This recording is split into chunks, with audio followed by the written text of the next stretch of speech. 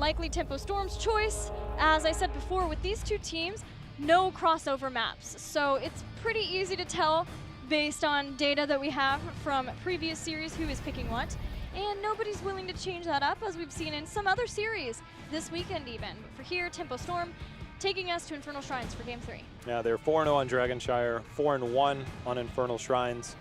Now they're 5-0 on Dragonshire. I'd say that their success rate on these two battlegrounds, not too bad. Not too shabby at all. Tempo Storm for Infernal Shrines do lean more toward what we would call a more standard style of draft of play, trying to make sure that they can own the rotations a lot like Team Freedom and how they've been playing this out.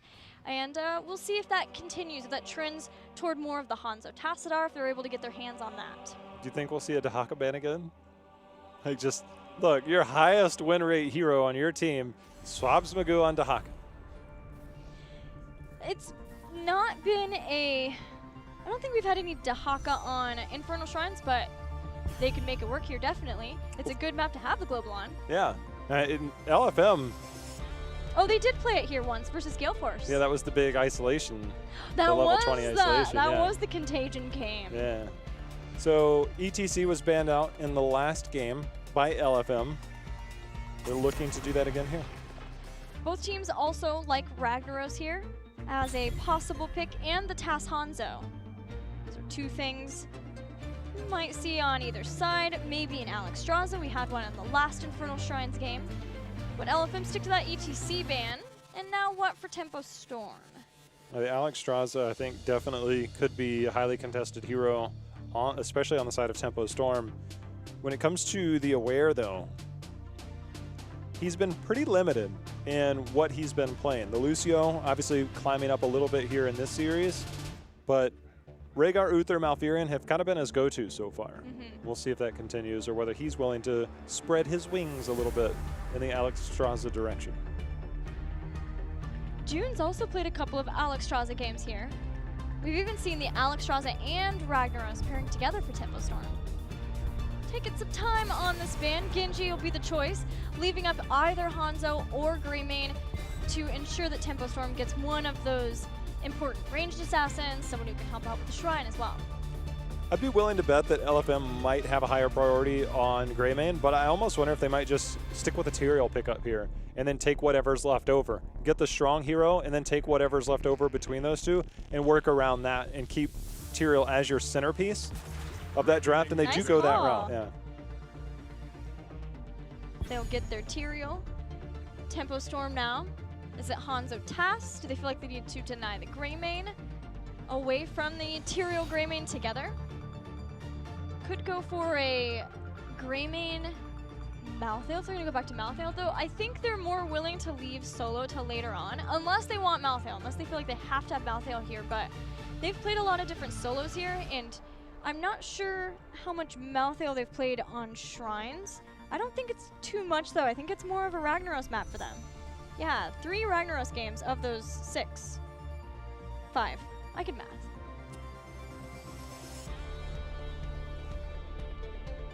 Malthael had high priority in the first 2 games. We'll see if it does go. Both times were before second ban. Yes. When they were first pick and second pick, they made sure that they had it before that second ban phase. The Greymane I like a lot, forced them onto Hanzo, but the early Alex Straza is another really good pickup. So LFM should expect that Ragnaros to come in later on for Tempo Storm. I'm pretty sure that's where they are headed, and that's been shown from Tempo a couple times. If they want it, LFM have played it before, it would be the time to grab it, or they can maybe ban it if it's that big of a threat, if they feel like it's that much of a problem. They're going to take the Malthael themselves. And I think that could lead them down a path of banning Ragnaros. And I think that's something they definitely need to consider. Take control of that solo laner, force Glaurung onto something different, keep the Malthael control. The Tychus, though, I thought the Tychus might come later in the draft, but for them, I think they need to make sure and secure that. I think that's a really strong pickup for them. For Tempo Storm, ban could be the support here, especially with Alex Straza picked early. And as you talked about, Jay, how limited favorites for the Aware. If they want Uth, nope, they don't, because they have Alex Straza already, as we just said. Banning the Uther, I think, would be a good call against the Aware. So the hero pool there, definitely something to consider. Rhaegar, Malfurion will be the next two favored style heroes, and especially when we look at Tyrael Tychus. The Lucio, I don't think on this battleground as high, although we've seen the Lucio so far from him in the early game, but we saw the Malfurion in the first game. Malfurion.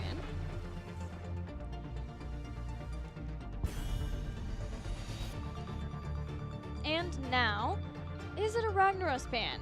Could it be another warrior choke? There's some focus from LFM on Caterpillar and already banning ETC and Tyrael. Oh, or there's that tricky Kerrigan. The last time they hovered Kerrigan, they ended on Li Ming, but that was Sky Temple. This is Infernal Shrines. I got a feeling that if they're hovering this, they're potentially going through with it. The only other outside shots would be the Ragnaros, which they're maybe willing to concede, or the choke on the Anub'arak. Yeah, this is exactly what they did last game. They're contemplating. There's a lot to consider when you play versus Tempo Storm. It's not like you're not going to stop somebody from having what works in your hero pool, because everything is in Tempo Storm's hero pool, right? It's just about what slows down the aggression that Tempo Storm has been bringing to LFM, and what slows it more. Anub'arak, it adds to that too. You've got chain stuns for yourself, but Kerrigan has also been an issue. Infernal Shrines, she can clear out a shrine really fast, so they'll take her away from Tempo Storm. This is, I feel like anything other than Ragnaros would be a little weird for me. They give them the control, they give them something that fits into their system. But when it comes to the warrior pickups, that's where things get interesting for me. When we look at Tychus on one side, Malthael on the other side, you have to consider something slightly different, and they might just go down the Johanna route, I feel, if you're on Tempo's side. Yeah, Diablo, while he has a lot of synergy with Devil's Due and Alex Straza being able to build, we might still get him. Being able to build up with the Abundance build and give the Globes to keep Diablo healthy, Tychus and Malthael are going to wreck through that high tanky health pool. But with the Medivh here, we might see that change up still, having the synergy with the Medivh, Ragnaros, and maybe even having a Diablo with that too, with Apocalypse. LFM. We haven't had any Junkrat from them, but if there was a Junkrat game, I would say this is it. Control the points where Alex Straza likes to heal. Control the points where Medivh goes. It complements the map well, if it's into your composition well. They haven't played it yet. They'll likely consider something along the lines of a Gul'dan maybe. Yeah, I was going to say a lot of mages can do the same. With Blizzard, with Gul'dan, with Corruption too. So maybe the play is to get a mage here. Still need their support. Feels like it's going to be down the Rhaegar, maybe Uther. Let's go Uther. Heavy melee. Oh! Heavy melee. So if I'm not mistaken, Drada did have that one melee game on Tyrael. Yes. So he could easily switch over to be the Malthael role, leaving T on the Tychus, and then keeping Swab's Magoo on Dahaka. All right. What's Cattle gonna lead him into battle on? What? Cattle lead him into battle. Yeah. Maybe Stitches with a rattle. Got him. Hey, man. Isn't it Abathur as a rattle? You know what? Because he's baby third? It's what I meant to say. Halfway got him. You like Stitches here? No, I do not. Okay. I think Johanna maybe a little bit better choice to control the shrine. It doesn't give the same type of aggression. Maybe Diablo, maybe Stitches to go with the Medivh, but... What about Blaze? Yeah. Blaze as the solo tank. I'm trying to think of where he fits in here in terms of the playstyle. So you could see Blaze. You have a short cooldown in terms of that big charge AoE stun. You have the Sulfurous Smash that can kind of complement that and kind of go through there. Greymane, potentially Cursed Bullet, get that in, get the full combo, get the full complement. Can definitely light up that front line. The fact that you do have Tyrael on that front line does make it a little bit scary because you have Sanctification that if you can get through that past the stun, your stuns have to be very quick. You cannot give him time between the Blaze stun and the Sulfurous Smash, because if there's that half-second window, Tyrael puts down the sword, gets Sanctification. So there's some counterplay potential, but also a lot of really good setup wombo potential on the side of Tempo. I think it also gives Tempo a possibility of playing either aggressively like that or having some counter aggression. The big deal here is Malthael, who has Tormented Souls. If you can just drop Bunker down, either Sanctification or Divine Shield, those are mainly picked to enable that Tormented Souls and how this is. Otherwise, you're just relying on the Odin to try to get the Shrine control and force people off. So having that Bunker as a way of making sure to get through Malthael in the big team fights, that's going to be nice there for Tempo Storm too. Will there be any opportunity, though, with an Alex Strauss and a Ragnaros to really find, like, your window of opportunity, if you're LFM, to try and take control of that Shrine? You have decent clear. Malthael can whittle them down. Tychus can clear with his grenade. Tahaka's okay, especially with the global, but with Ragnaros and Alex Strauss, we've seen it. It is a tough composition to deal with on Infernal. It's going to be rough. As long as Tempo Storm are not behind in experience. So for one, they need to make sure they don't get caught. They don't get picked, because when they had a Ragnaros on Infernal Shrines versus Space Station, Ragnaros was either forced to Molten Core, as we saw in the last series, or if he gets picked, then he's not getting in there and they can't get to the shrines right at the start. And then if they start to fall behind in the shrines and in the experience, then what happens is they still can't get there to the shrine at the start.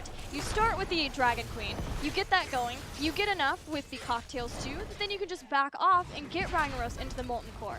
So I'm hopeful that we see Tempo Storm make sure they don't get any losses to those early picks. And with Swabs being on the Dahaka and having the stun to follow up with Uther, it's possible that LFM can get those. They're looking for it. The early picks, you mentioned it.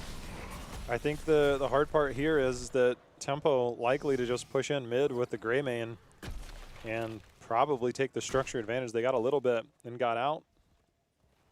Well, they just got the minions cleared. The nice thing is Psalm can come to the aid quite a lot of that Ragnaros in top lane. And we already saw him starting to rotate up just in case he was needed to portal for a Force of Will if Ragnaros was caught. The nice thing for LFM is that they, if they can't get Ragnaros kills, they at least can slow him down on the stacking. But the big deal for Tempo Storm, make sure that you are able to get to the shrine right at the start of it.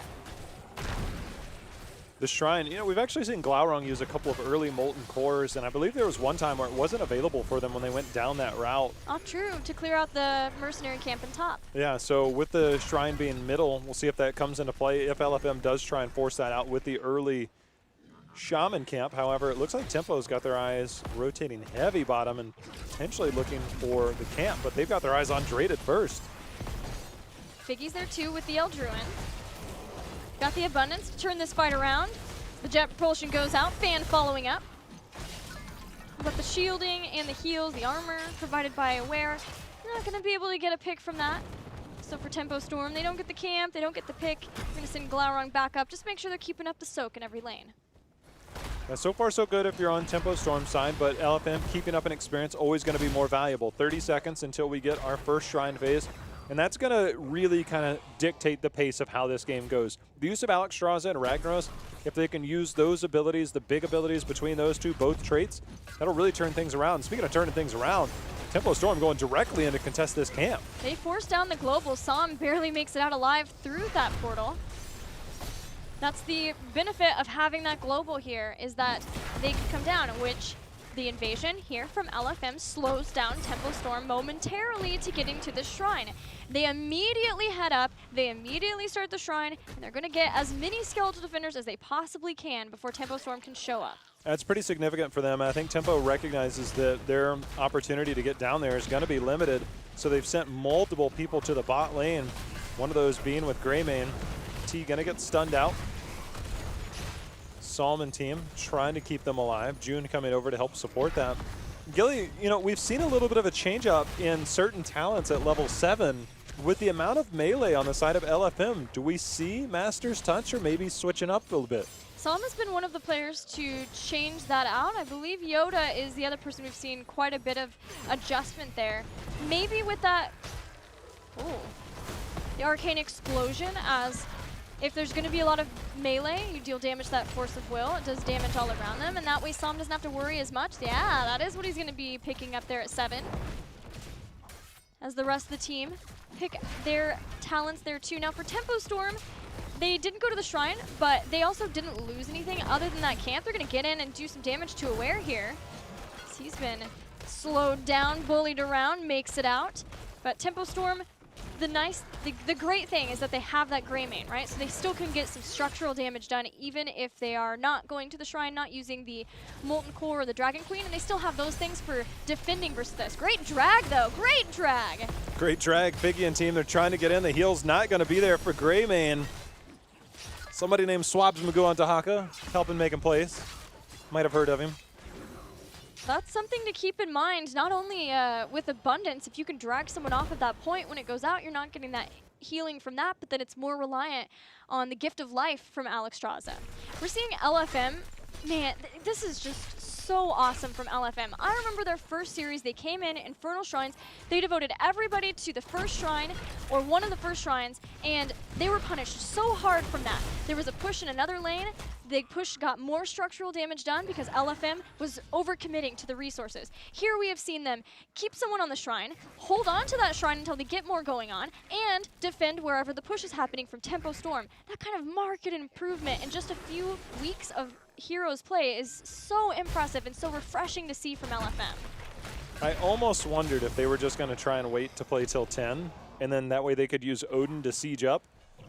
But Tempo started to eke out a little bit in terms of experience. Molten Core going to be used here. LFM just needs to try and make sure, take the wall, see if they can make a play here somewhere else, or whether they do try and force this and get under there. They have a camp in top, a camp in mid, but there's also the camp in mid for Tempo Storm. And they're using the camp in top too. Taking out the wall has allowed LFM to catch back up in experience. The Tempo Storm didn't get heroics with that. Doesn't seem to get too much more from that. They're very respectful of Tempo Storm's engagement with that jet propulsion of the Blaze.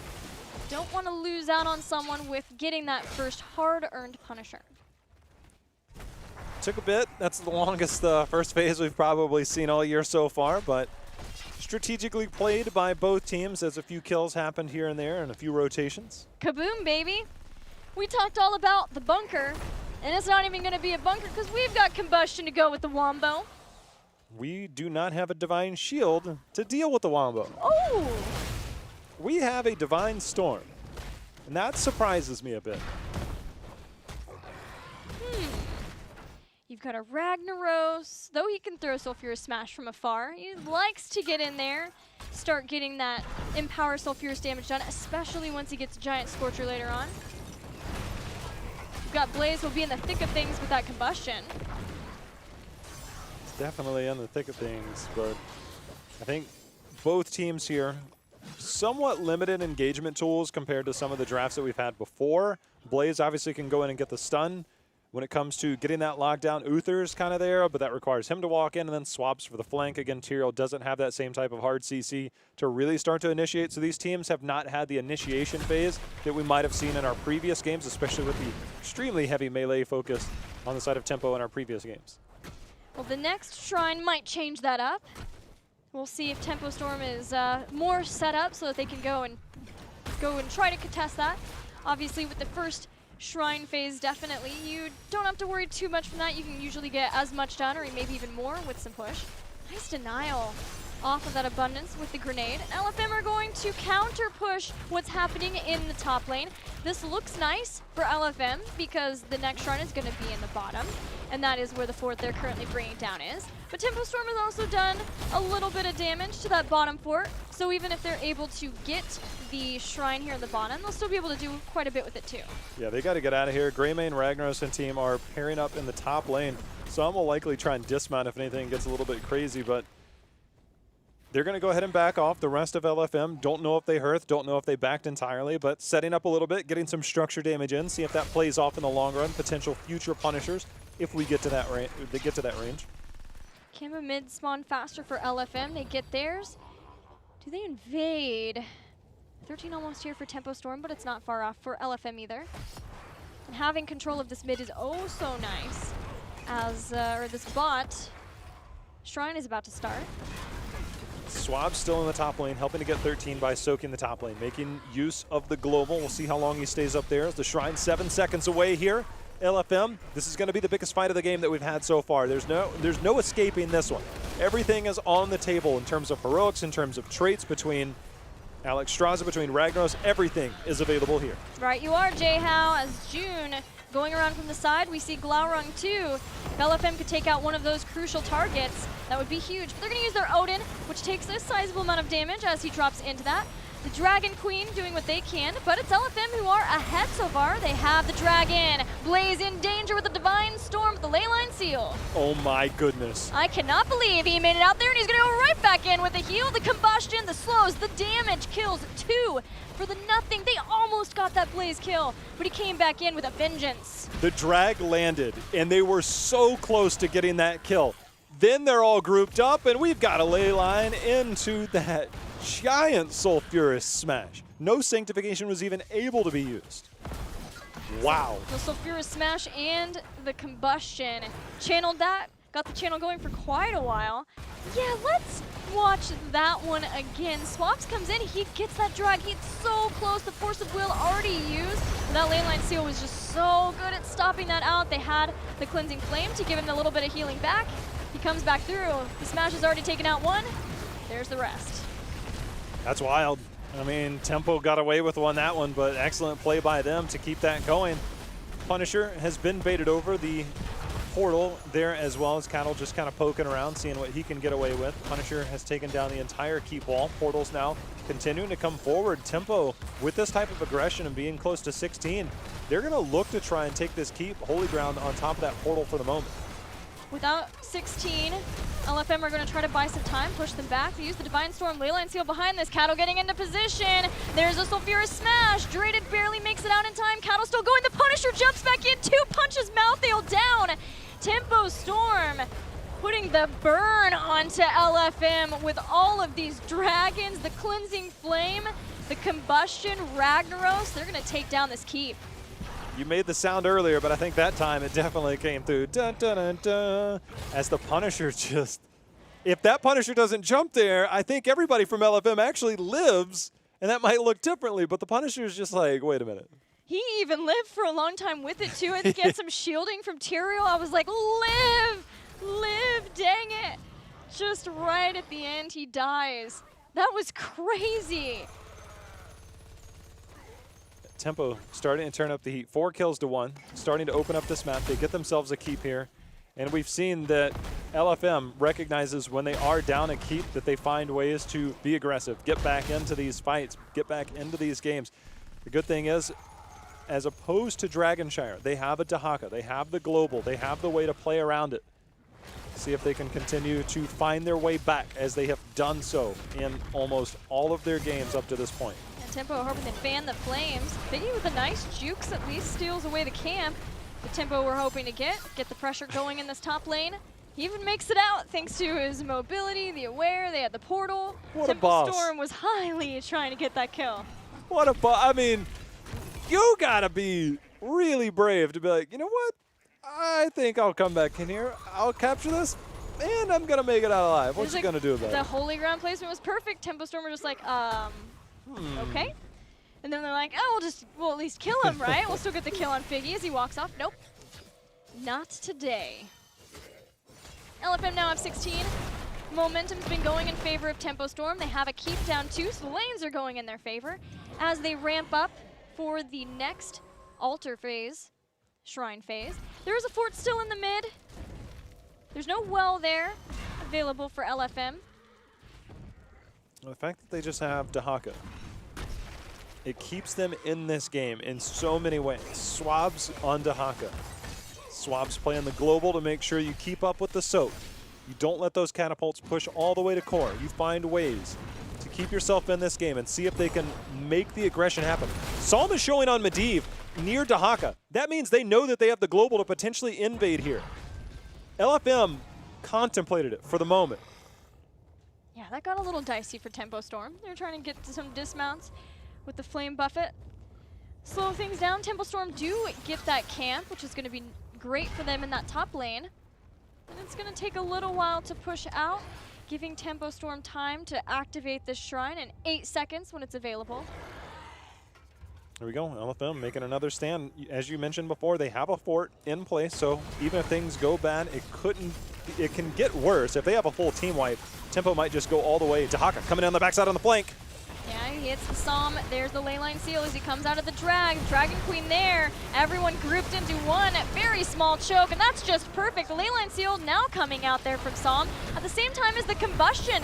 Now Cattle's being turned on. He is in the middle of a sea of blue. Sanctification there too. Can he get to the portal in time? He makes it out. Figgy so close to dying as a Divine Storm goes down and wrecks Greymane. Greymane goes down. T is solo. T finally falls to Ragnaros. Figgy, however, on the backside still so incredibly low, as is the entire team of LFM. They're in full retreat. Get a shield for Imperial to stay alive at the moment. Without Greymane, without Tychus, it's still even in numbers, but the Skeletal Defenders definitely in favor of Tempo. Yeah, and that's the beauty, the glory of having that Ragnaros, the Molten Core, and then Dragon Queen. Alexstrasza having that splash damage with the Dragon Queen is able to get those Skeletal Defenders at the same time as the fight's taking place, goes into Cleansing Flame, doing that with the extra damage, but also the healing that she's able to get from that. And then Molten Core went out through that entire fight too. Tempo Storm did end up losing Greymane. It was a great Divine Storm to lock him down long enough, and especially now that LFM have been addiction, they have tons of stuns to keep someone locked down for them to get the kill. But Tempo Storm, even out, they're getting mercenary camps elsewhere. They're waiting until they have their Greymane back up, potentially for 20 as well. They can play the 20 game if they really want to. That's the scary part right now for LFM, is they were in a similar position earlier, right around 10, but Tempo kind of got back in, took a little bit of a lead. They don't have that luxury this time. They are now down, and it looks like they're trying to be the aggressors. They found Ragnaros in the bottom. June and team, they get the dismount on a T, but Swabs has the tongue. He's gonna land those drags. It Swabs Magoo, glowering in so much danger as Cleansing Flame came out, and there's no saving Ragnaros from that position. Tempo Storm were hoping to wait this out. They're still gonna go into the fight though. Are you kidding me? Swabs landing again. Fan just barely getting out of there. We see the ley line hitting 4 members, saving their lives. Does Tempo wait again? They can't really afford to continue to wait for this to take place, but the camp and catapults peppering it down. Tahaka will show here in a moment. It's still 4-39. Until Tempo sees that ramping up with the defenders, it gives time for LFM to clear out the rest of the lanes. They have a big minion wave in the top. That helps them catch up to 20. They're clearing out that bottom so they can have everyone available for the defense of the Punisher. And they have a camp up in the mid. If Tempo Storm want to make sure that they have Ragnaros, as well as 20 for the push, then LFM gets some time to clear out the lanes and be ready to defend it. LFM getting 20 be so crucial for them in defense. Getting big red button there, the extra duration, the extra damage from the Odin is something that can play out extremely well in their favor, and they've actually done a really good job getting close to 20. That will help in their defense. Getting 20 for Tempo Storm, it will come slightly before, but if Tahaka can continue to soak that bottom lane and get 20, I think he's about one more wave away. That wave is also pushing middle. This fort is gone. Figgy gonna try and go in. He's got to get out of there. And Pacify slowing him down a lot, so he takes a lot more damage from that. LFM, every time a ley line comes out from Psalm, Psalm's hitting incredible ley lines. 2, 3, or 3, 4-man ley line seals every time. There's Molten Core. It is heroic difficulty, so it's going to have the benefit from that. Odin is out. They've gotten 20. Look at the Traded, though, Punisher. super low. Ragnaros putting so much pressure onto them. The Punisher is starting to fall rapidly. So LFM, if they can get this down, there's still probably one more jump. There it is. The jump is out. Now they have a chance to counter engage. Here it goes. LFM going to go straight in. You had the wing buffet throwing back Figgy for the moment. With the portal there, Tempo Storm's out of here. They are safe unless they want to re-engage. The portal's there. You're going to have Blaze dragged back in. He has combustion if he finds the right position. He goes for the jet propulsion, has the slow back into the portal. Just dancing back and forth with those portals while Fan tries to bring down Draded. Draded, the portals are just causing so much chaos. Mini Tychus running around. Let's see if they get the Sulfurous Smash. Does it come? Here it goes. Sulfurous Smash 2. Cattle getting into position if he wants to follow that up with the combustion. Divine Storm went down. Glowering is in trouble but still has that self-healing. That is a huge combustion! Caterpillar just wrecked LFM. My goodness! Oh my god. Oh man, I gotta step away from the desk after that one. Yikes. Wow. That was nasty. That was insane. Whoa. Yeah, there's your combustion pick. You could see why you have it, Tempo Storm. They get the victory after that one, and it's no small wonder. That was crazy.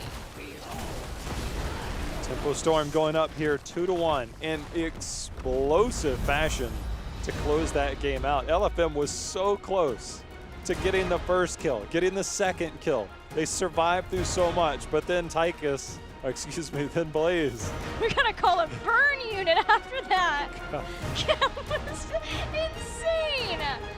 Wow. Ooh. What a play. Please tell me we're gonna watch that again.